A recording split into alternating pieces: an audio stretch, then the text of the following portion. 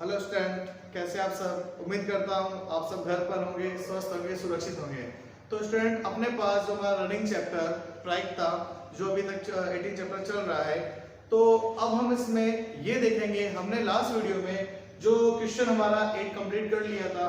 अब प्रायिकता का जो क्वेश्चन नंबर 9 नंबर क्वेश्चन मेरे पास मोस्ट है और एग्जाम में ये 3 मार्क्स का बन सकता है। जैसे अभी मैं 9, 10 और 11 तीन क्वेश्चन अभी आपके कंप्लीट कराऊंगा, तो तीनों क्वेश्चन में से देखा जाए तीनों क्वेश्चन मोस्ट है। सबसे ज्यादा उम्मीद अब इस 9 क्वेश्चन की ज्यादा रहेगी, क्योंकि बोर्ड में ये क्वेश्चन अभी आ सकता है। जैसे अभी आपको शायद पता होगा, कभी बोर्ड पर अपने आरबीसी बोर्ड ने ये अभी डेट फिक्स कर दी है कि भी हो सकता है, मे बी पॉसिबल जून के मंथ में आपके एग्जाम करवाए जाए। तो स्टूडेंट, ये बात आप जरूर ध्यान रखें। आप अपनी जो स्टडी है वो कंटिन्यू जारी रखें, क्योंकि ध्यान रखना बाद में ऐसा ना हो जाए आपको ये लगे कि सर हमने कुछ पढ़ा ही नहीं है। तो इसलिए आपके पास अभी भी देखा जाए तो पूरा 1 महीना है। जिन बच्चों का एग्जाम स्थगित हुए तो उनके पास अभी भी पूरा 1 महीना है, और वो चाहे तो अपना सिलेबस पूरा अभी भी कंप्लीट कर सकते हैं। क्योंकि अगर आपको मार्क्स अच्छे बनाने हैं तो बेटा आपको थोड़ी सी तैयारी की बहुत ज्यादा जरूरत है।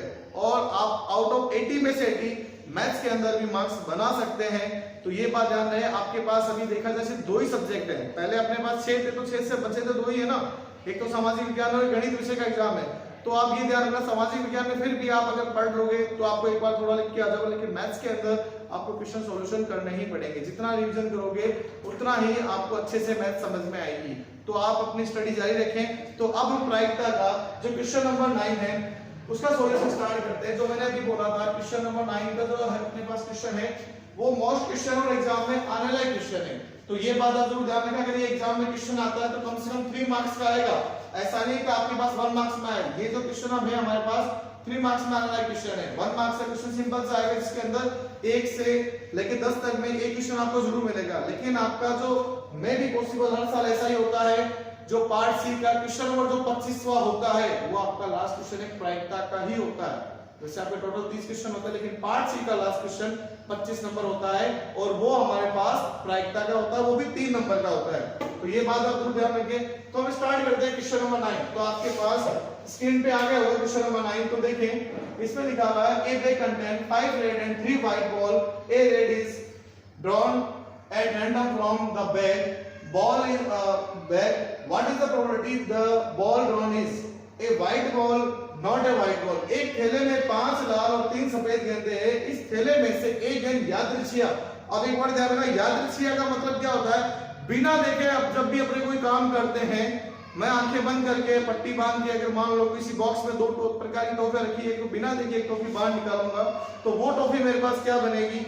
यादृच्छिया। अब मैंने बोल के यादृच्छिया टॉफी होगी, तो इसका मींस ये हुआ वो मेरे को बाहर निकाल। तो वो ये बात कह रहा है कि एक गेंद यादृच्छिया निकाली जाती है, तो इसकी क्या प्रायिकता है कि गेंद सफेद हो और सफेद नहीं हो। सबसे पहले अपने बात करते हैं, लिखते हैं मेरे पास रेड बॉल कितनी है, तो लिखते हैं रेड बॉल, जिसको अपने बोलते हैं लाल गेंद। लाल गेंद मेरे पास हो गई कितनी? वो है मेरे पास 5। और इसके बाद अपने बात करते हैं हमारे पास नेक्स्ट बॉल कौन सी है? White ball. तो व्हाइट बॉल हमारे पास कितनी हो गई? सफेद गेंद। ये मेरे पास हो चुकी कितनी है? 3। अब लिखते हैं यहाँ पे, जैसे मैंने आपको पहले बता रखा हमें कुल घटना देखनी जरूरी होती है, तो लिखते हैं कुल घटना, या सॉरी अपने पास कुल घटना के बजाय लिखेंगे कुल गेंद, जिसको अपना बोल रहे हैं total ball. Total ball, total ball कितनी हो गई? 5 + 3 बराबर आ गया 8। मेरे पास जो कुल घटना की अपने बात करते हैं वो आ चुका है। अब मेरे इसके अंदर जो पहला पार्ट है, पहला पार्ट क्या कहता है? वो बोलता है व्हाइट बॉल। हम यहाँ पे लिखते हैं व्हाइट बॉल वैसे शो कर चुका हूं। सफेद बॉल कितनी है? सफेद बॉल या सफेद गेंद जो मेरे पास है 3 है। अब लिखते हैं प्रायिकता। प्रायिकता लिखेंगे, प्रायिकता के ब्रैकेट में आपको यहाँ पे भी लिखना है प्रोबेबिलिटी। प्रोबेबिलिटी ब्रैकेट में लिखना है किसके लिए? व्हाइट बॉल के लिए। ये भी लिख देते हैं व्हाइट बॉल। सफेद गेंद के लिए, सफेद गेंद। तो देखो हमारे पास प्रायिकता कितनी बन जाएगी? भाई फॉर्मूला वही है ना, अनुकूल घटना बटा विकूल घटना। बताओ अनुकूल घटना कितनी बन गई? 3। और कुल कितनी है? 8। तो आप लिखना चाहो तो इसको इस तरीके से भी लिख सकते हो, white ball upon total ball,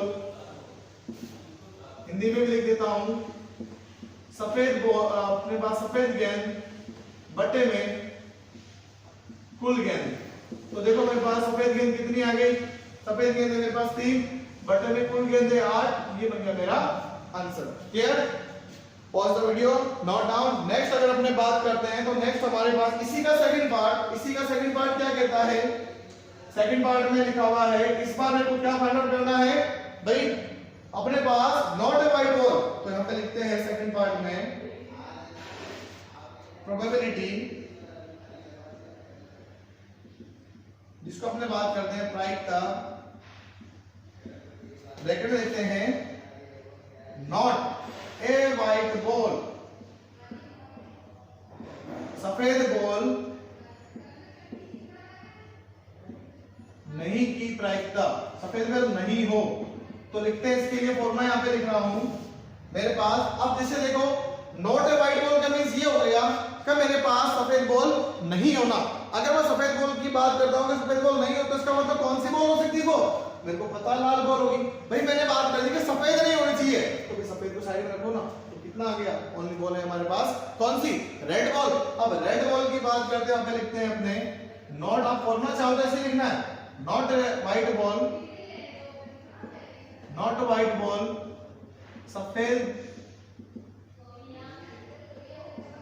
गेंद नहीं हो, या सफेद गेंद नहीं, बटे में मेरे पास बात करते हैं टोटल बॉल की बात करें, जिसको अपने बोलते हैं कुल गेंद, तो मेरे पास सफेद नहीं, इसका मतलब लाल बॉल लेनी पड़ेगी, तो आएगा 5 बटे में 8, ये बन गया हमारे पास आंसर। Clear student? हमने क्वेश्चन नंबर 9 अभी कंप्लीट किया। अब क्वेश्चन नंबर 10 की तरफ चलते हैं। 10 नंबर क्वेश्चन में हमारे पास देखो लिखा हुआ है, आपके स्क्रीन के ऊपर आ गया होगा question, 12 defective pen are accidentally mixed with 132 goods 1. It is not possible to just look at a pen and tell whether or not it is a defective. One pen is taken out random from the, let's determine the probability that pen taken out is a good pen. इसने बोला है किसी कारण 12 खराब pen और 132 अच्छे pen में मिल जाए, तो केवल यह देखकर नहीं बताया जा सकता कि कोई पेन खराब है या अच्छा है। यदि एक पेन यादृच्छिक चुना जाता है तो इसके अच्छे होने की प्रायिकता ज्ञात करनी है। तो अभी मैंने आपको थोड़ी देर पहले यादृच्छिक का मीन्स बताया था कि जब कोई अपने को ऐसा वर्क करना हो, कभी बिना देखे हमें कोई चीज को बाहर लेना हो, एग्जाम्पल कुछ भी हो सकता है, बॉल, टॉफी, पेन, तो अगर हम बिना देखे अगर कोई वैल्यू को अपने चीज को बाहर लेते हैं, तो हमें ये पता करना है कि भाई वो अच्छा है या बुरा, हम सिर्फ उसको देख के अंदाजा नहीं लगा। जैसे एग्जांपल, अगर मान लो आप एक स्टेशनरी शॉप पे पेन लेने के लिए गए और एक बॉक्स में आपके पास मान लो बहुत सारे मिक्स पेन किए हुए, अब दुकानदार के पास आप जाओगे तो आप उसको क्या बोलोगे, आप तो ये बोलोगे ना कि मेरे को एक पेन चाहिए, तो वो कहेगा भाई पेन तेरे सामने रखे हुए जो सही है वो ले ले। और वो कहेगा इसमें सही भी पेन है खराब भी है, तो आप सीधी सी बात है पेन तो अच्छा ही लेके आओगे ना। तो बस ये क्वेश्चन सिंपल सा है, इसी के जैसा है। तो क्वेश्चन में ध्यान रखना, हमारे पास पेन की बात करते हैं, इसका आंसर है हमारे पास 10 नंबर क्वेश्चन का। इसमें क्या ये क्वेश्चन भी आपका ध्यान रखना 50% के अकॉर्डिंग मोस्ट माना जाएगा, जिसके आने की संभावना हो सकती है। तो सबसे पहले हमें क्या लिखना है, आपको टोटल पेन को लिखना है, तो लिखते हैं डिफेक्टिव पेन। डिफेक्टिव का मींस भाई हमारे पास क्या हो गया भाई, खराब पेन। खराब पेन हमारे पास कितने हैं, 12। अब यहाँ पे है गुड पेन मींस अच्छे पेन, वो हमारे पास कितने हैं, अच्छे पेन की बात करें तो वो आ गया हमारे पास 132। तो लिखते हैं टोटल पेन की बात करते हैं कुल पेन, तो कुल पेन मेरे पास कितने हो जाएंगे, 12 प्लस 132, तो टोटल करते आया हमारे पास 144। शायद यहाँ पे मेरे बड़ी किसी को डाउट नहीं होना चाहिए। अब देखो सीधी सी बात है, दिया इसने खराब और अच्छे दोनों मिक्स है, लेकिन चाहता क्या है ये, अच्छे पेन की प्रोबेबिलिटी चाहता है, ये चाहता है कि गुड पेन हो। तो गुड पेन के लिए अगर मैं बात करता हूं तो लिखते हैं प्रोबेबिलिटी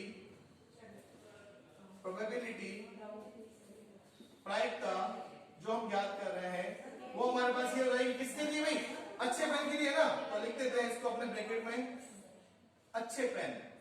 भाई ध्यान रखना प्रायिकता, अब इंग्लिश मीडियम आपको यहाँ पे लिखना होगा गुड पेन प्रोबेबिलिटी के साथ में, और हिंदी मीडियम आपको ये लिखना होगा भाई प्रायिकता किसके लिए, ब्रैकेट में हम शो करते हैं उसका रीजन, किसके लिए प्रायिकता ज्ञात करें, अच्छे के लिए ना, तो मैंने लिखा अच्छे पेन के लिए प्रायिकता, और खराब पेन होंगे तो खराब पेन के लिए प्रायिकता। तो यहाँ पे एक फॉर्मूला जिससे मैंने आपको पहले बता चुका, अनुकूल घटना बंटन में कुल घटना, तो आप यहाँ पे कंडीशन आइडिया ले सकते हो भाई मेरे पास अच्छे पेन, ब्रैकेट के साथ में लिख देता हूं गुड पेन, और यहाँ पे कुल पेन, इसके लिए अपने बात करते हैं मेरे पास टोटल पेन, टोटल पेन, तो टोटल पेन के लिए बात करते हैं। तो इसमें देखो हमारे पास जो अच्छे पेन है वो कितने हैं 132, ये लिखा 132 बटे में कुल पेन कितने हैं 144। अब मेरे पास देखा जाए तो आंसर की कंडीशन आ चुकी है, लेकिन अभी भी आंसर जब तक ये कैंसिल आउट होता उतना सॉल्यूशन इसको करना। अब देखो हमें पता है कि 2 की टेबल से छोटा हो सकता है, वैसे मैं चाहूं तो पता है मेरे को तो आंसर पता है, मैं 12 की टेबल से डायरेक्ट कैंसिल आउट कर दूंगा, लेकिन आपको डायरेक्ट ऐसा नहीं करना। हम क्या करते हैं हमेशा स्मॉलेस्ट टेबल से इसको स्मॉल करते हैं, छोटा छोटा छोटा छोटा करते हैं, वहां तक पहुंचते हैं, जब तक वो कैंसिल आउट नहीं होगा वहां तक पहुंच जाते हैं। तो भाई 2 के बाद इसको छोटा करते हैं, भाई 13 में भाग नहीं जाएगा तो मेरे पास किस में जाएगा 12 में, 6 बार में गया, एक यहाँ पे शेषफल बच गया, फिर 12, फिर 6 बार में गया। अब 144 है, 144 से भाग गए, 7 दूनी 2 सत्ते 14 और 2 दूनी 4 हो गया। लेकिन अभी भी मेरे को पता है ये अभी भी और छोटा होएगा, तो हमारे पास देखो ऑल कंडीशंस में और छोटी होंगी, तो 2 के बाद से फिर छोटा करें, तो ये कितनी बार में गया मेरे पास 2 तिया 6, 2 तिया 6, 3 बार में चला गया।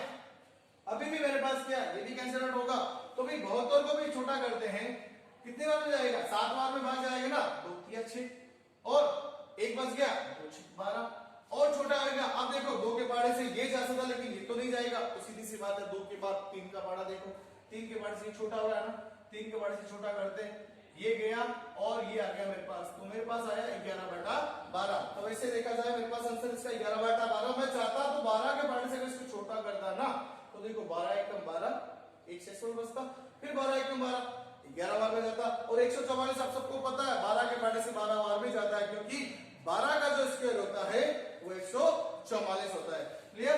ये हो गया हमारे पास क्वेश्चन नंबर 10 कंप्लीट। स्टूडेंट अभी हमने क्वेश्चन नंबर 9 और क्वेश्चन नंबर 10 कंप्लीट कर लिया है, तो ध्यान रखना क्वेश्चन नंबर 9 मैंने आपको वैसे भी बता दिया था मोस्ट क्वेश्चन, और क्वेश्चन नंबर जो 10 हमारे पास है उसका 50% चांसेस बोर्ड में आने के। अब हमारे पास प्रायिकता का एक लास्ट क्वेश्चन बचा है, क्वेश्चन नंबर 11, वो हमारे पास फ्लाइंग कार्ड ताश के पत्ते के ऊपर क्वेश्चन है। ध्यान रखना हमारे पास जो क्वेश्चन एग्जाम में जो आएगा उसके अंदर क्या करना, हमें प्लेइंग कार्ड के ऊपर ही क्वेश्चन को समझना है, क्योंकि हमारे पास उसमें जो कार्ड का अगर आप बेसिक समझ लोगे तो आपको क्वेश्चन बहुत जल्दी समझ में आ जाएगा। तो स्टूडेंट ध्यान रखा, जो मैंने अभी क्वेश्चन करा दिए, जो बच्चे 9th क्लास से 10th क्लास से प्रमोट हो गए वो बच्चे अब इन क्वेश्चनों को फेयर कॉपी में भी नोट करेंगे और सॉल्यूशन के साथ करना, आपको फेयर कॉपी आपकी बना लेना। और वो बच्चे जिनके एग्जाम अभी स्थगित हुए तो आपके पास ऑलरेडी फेयर कॉपी है, तो आप एक काम करें, आप इन क्वेश्चनों का रिविजन जितना जल्दी हो सकता है उतना जल्दी से जल्दी सॉल्यूशन करें, और उतना जल्दी हो सके इनका रिवीजन करके आपका ये सिलेबस कंप्लीट करें। Okay, best of luck, thank you.